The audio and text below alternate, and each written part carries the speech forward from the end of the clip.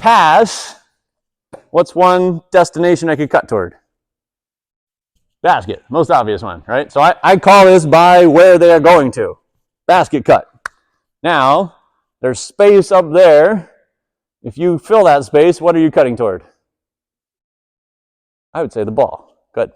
Now, if I want to go over here, what am I cutting toward? Space. Good answer. Yeah. Most people say corner or whatever, but space, right? I'm away from two things. Basket and what else? Ball, right? Space. This is a fantastic spot to be. Like if you got a first grader who can shoot, like put them over here after a cut and suddenly we get wide open shots. Works really good. Those are 3 destinations. I'm either cutting the basket, I'm cutting to space, or I'm cutting back to the ball. Makes a triangle. There's nothing else, no matter what kind of offense and different variety of cuts you can do in basketball, there is nothing else that you can cut toward. I've thought a lot about this. That's the most simple framework I can do to distill that down.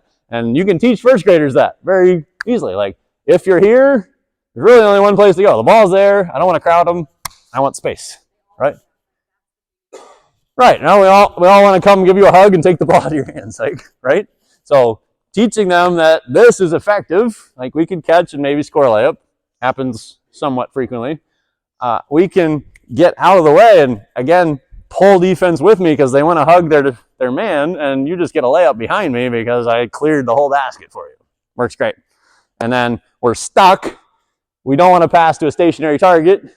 She can cut, even if she's well guarded. I know I'm filling this wide open space running toward the ball. Like, this player is open to shoot a lot, right? And then we can reverse the circle. So if we tie these two pieces together, let me have Dylan take my place so I can get another player action. Just hold that for me for a second. Why don't you guys, you start behind Dylan. Let's just fill the 3 spots behind him. We're going to do like 2 teams of 3 as we get into this. So if we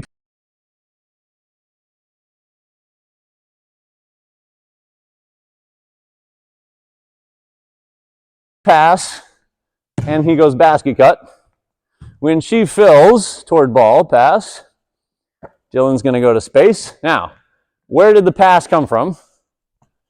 Where was all the defense naturally going to be? Over there. So if you were going to drive, which way would you go? Good. Yeah. So we call this drive away from pass. Okay. Right? Simple rule you can give them that's kind of universally applicable. Anytime I catch it here, I want to drive here. Now this defender that just chased Dylan is in a real pickle, right? They were running that way. If they don't stop me, I get a layup all the time.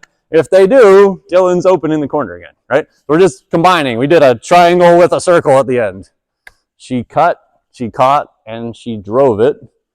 And as she drives left, you're going to move left behind her. So if she doesn't have Dylan, you're going to be waiting out here.